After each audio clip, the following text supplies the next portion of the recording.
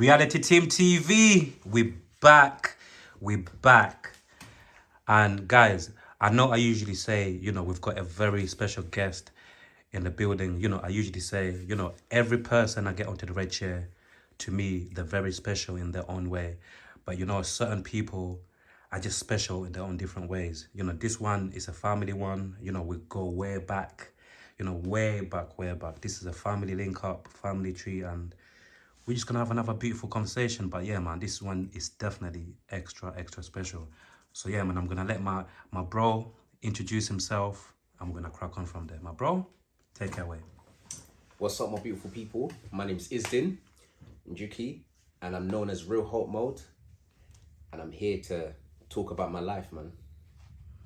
Talk about, even just in general, to just begin it off like this, yeah.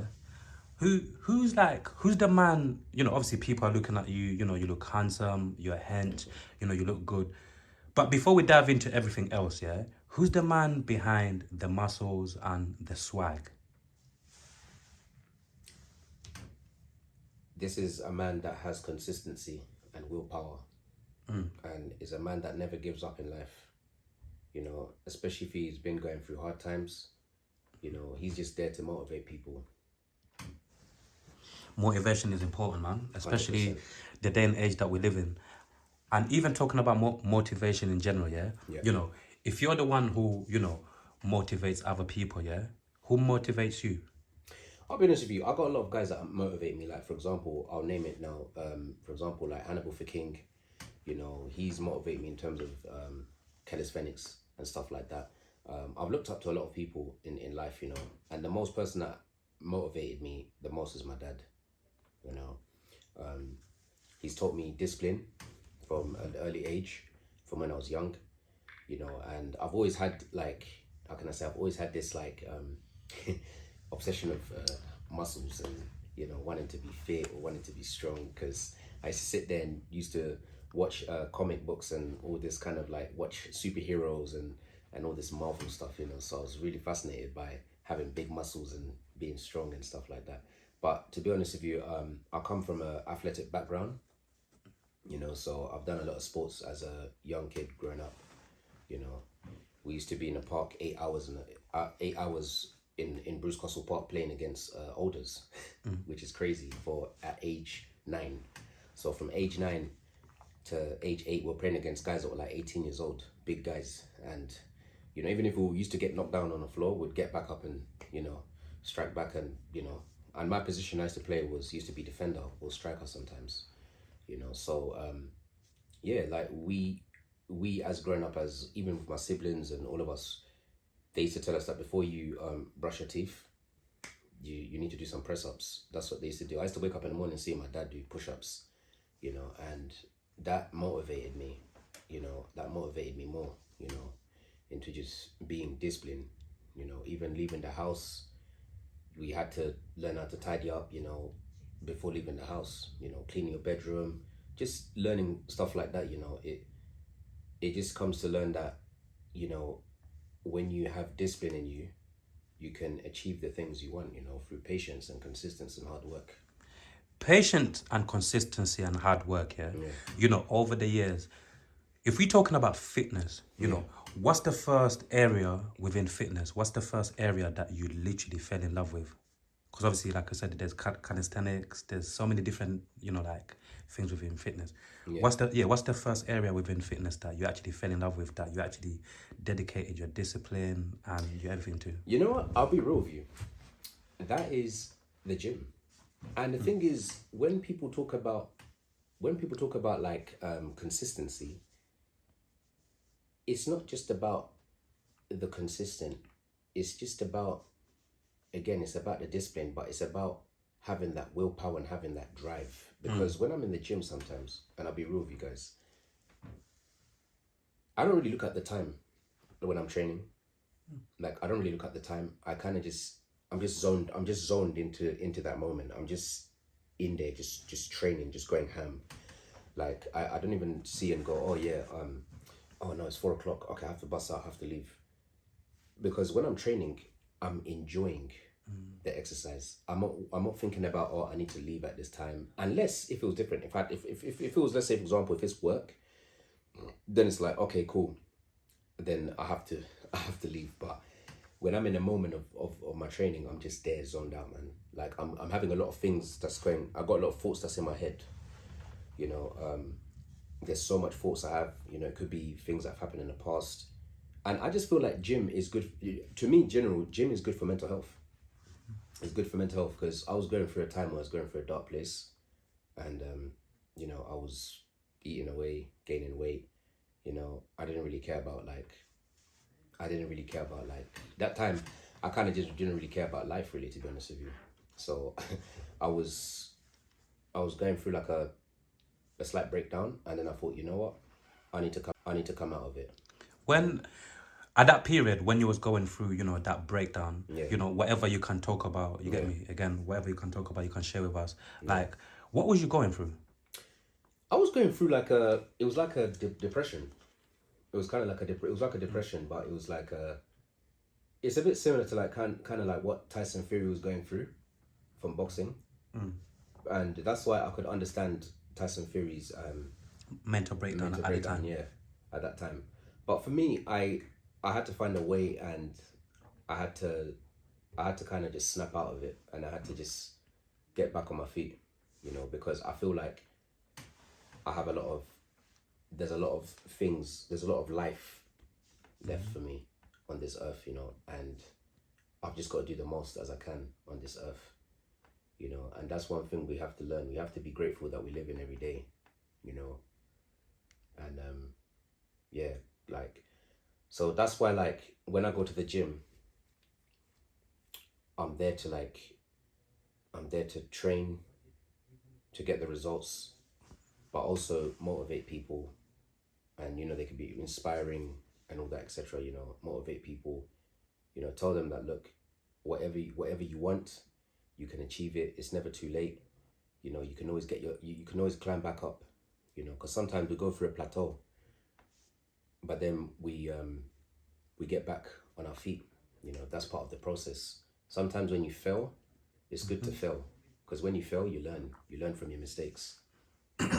Some people have got, you know, some people have got different mindsets. Some people have got this for whatever reason. Some people, you know, some people look at failure as like, you know, like as something of like, you know what, this is the end of the world, or this Yeah, and that. most And definitely. you get me. And over the years, it just separates people's different mindsets. And other, you get another person who, like you said, in it, you might fail, and you might look at that as like, it's not a failure, it's a lesson. It's a lesson, yeah. This is the time for me to look at where I went wrong, to keep on pushing forward. 100%. You know, I want to take you back to a very interesting time. You know, COVID, Yeah. lockdown, yeah, Yeah. when a lot of people within, you know, like the fitness industry, for whatever reason. Do you remember when more people became PTs? Yeah. Do you remember? Yeah. Yeah. What was your thoughts like around that period? Yeah, when first of all, was you a PT around that time? So around that time, I wasn't yet a PT at that time, but I did become a personal trainer last year. Okay. But yeah, at that time, I was still in the middle of my working out. I was still training, you know, pushing myself. But I just remember during COVID, man, I was just, it was crazy because they were just locking all the gyms off. And I know a lot of people were just thinking, damn, what's going on? And then you eventually saw everyone starting to gain a bit of weight. You know, everyone started to decline. And it wasn't really our fault because they locked all the gyms down. But what I did during COVID is I was putting myself out there on the gram, and I was just showing people what you could do. You know, if you haven't got no equipment at home, there's things you can use. And a lot of people were actually doing it during COVID. So they were using chairs to like do leg presses, or they were getting bottles and stuff. They're just using things to, I mean, some people were lucky because they had like weights at home as well. So it was easy for them to like, you know, to work out at home and show people on the ground what they're doing. So I was doing different exercises. I mean, during COVID, I remember they were telling people that you can't go to the park because of this 2 meter distance, and you can't touch this because virus, whatever. But I remember during COVID, I just was stubborn. I was still running outside, doing my cardio at that time.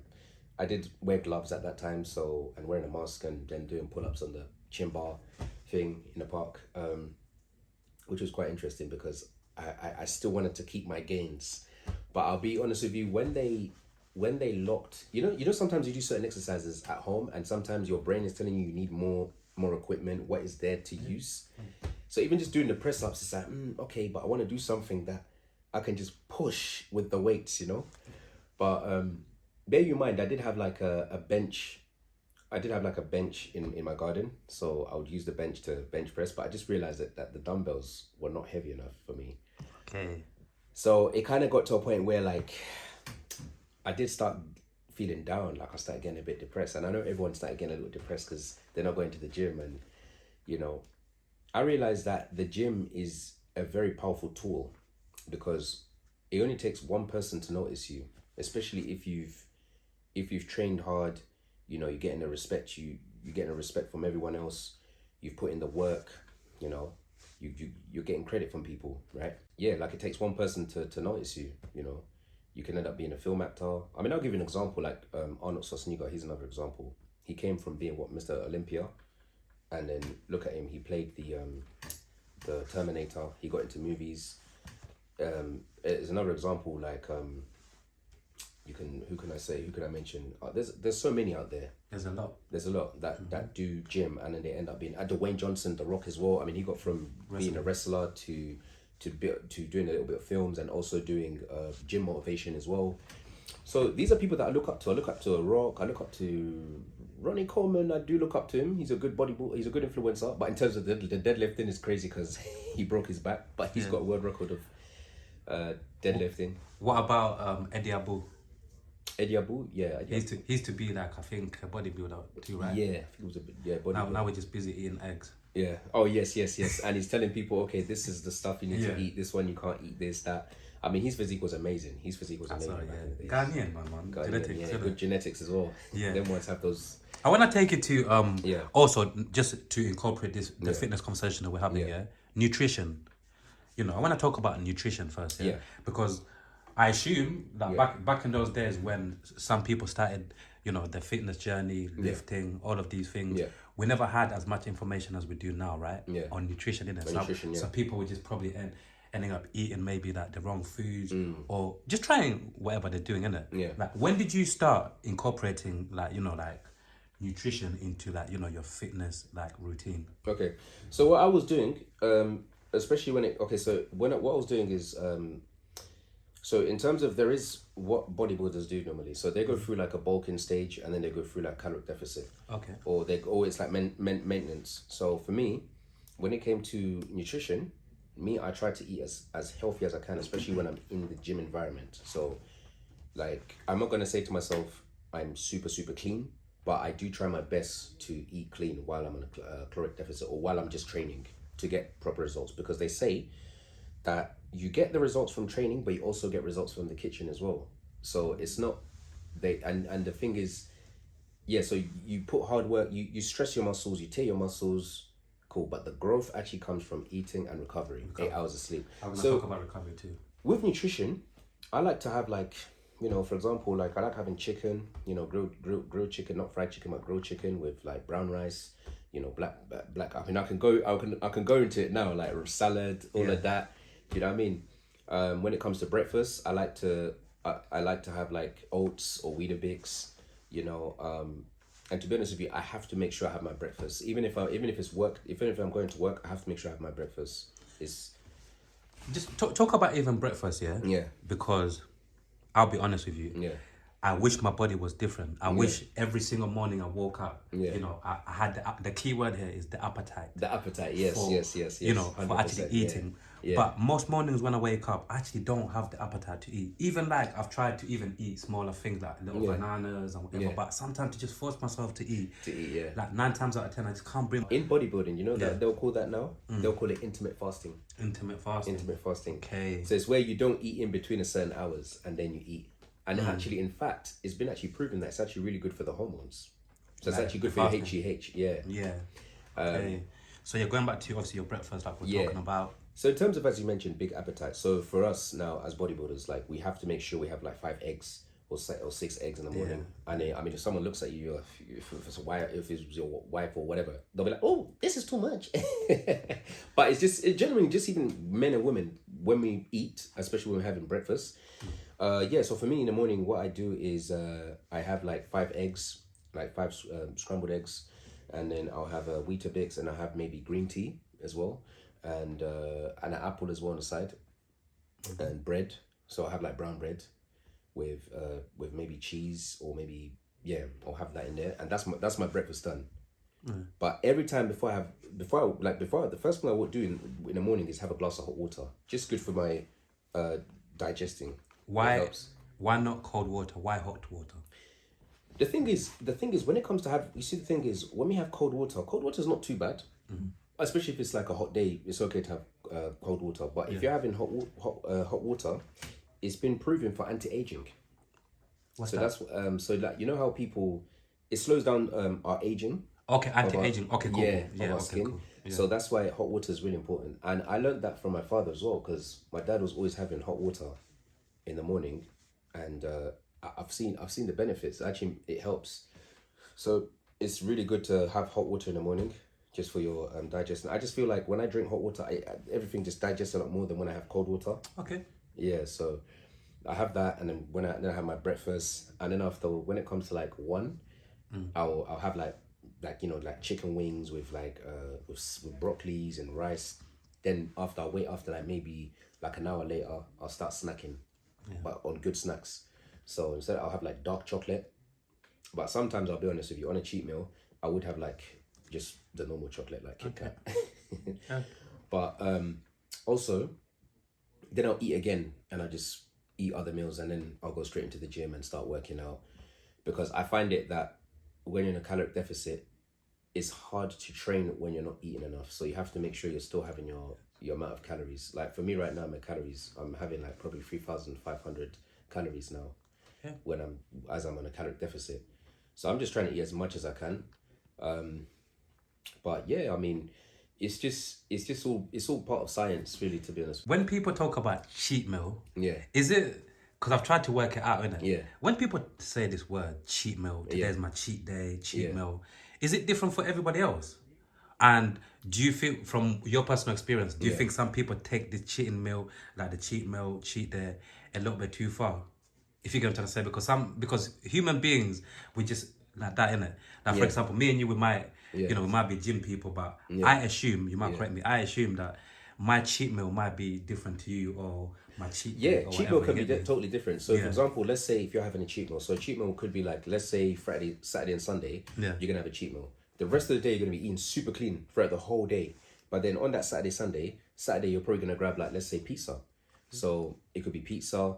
You could have a pizza with wings, like fried wings, pizza, and some chips on the side. That would be a cheat meal. And then after, like, maybe you might have like maybe a chocolate on the side. Because let's be real. At the end of the day, okay, we've worked hard. We've ripped up our physique. We've dieted. We've ate clean, everything. But this is going to be normal for everyone. Our body starts to crave sugar, and the reason why it starts to crave sugar is because you've been cutting, and it's your hormones levels and that. So it's always good. It's always good to have like a cheat meal. Like me personally, I love having my cheat meal on a Friday. Friday, Saturday, I'm good. How many a week? How many cheat meals do you have a week? Well, in a few days, like Because obviously you said like you like to have your cheat meal on a Friday, innit? yeah, Like, do you have your cheat meal on the same, like on every Friday? on or, a consistent yeah. Or sometimes it changes, like on a Saturday. I'll be real with you. Mostly I like to have it on a consistent, whereas every Friday I'm having a cheat meal. But there is days where sometimes sometimes it changes. So like for example, even if I'm having a cheat meal on a Friday, and let's say I go to the gym, I can just burn it off, and then I'm just there just training, and then I burn it off. Maybe do cardio for like maybe 15 minutes.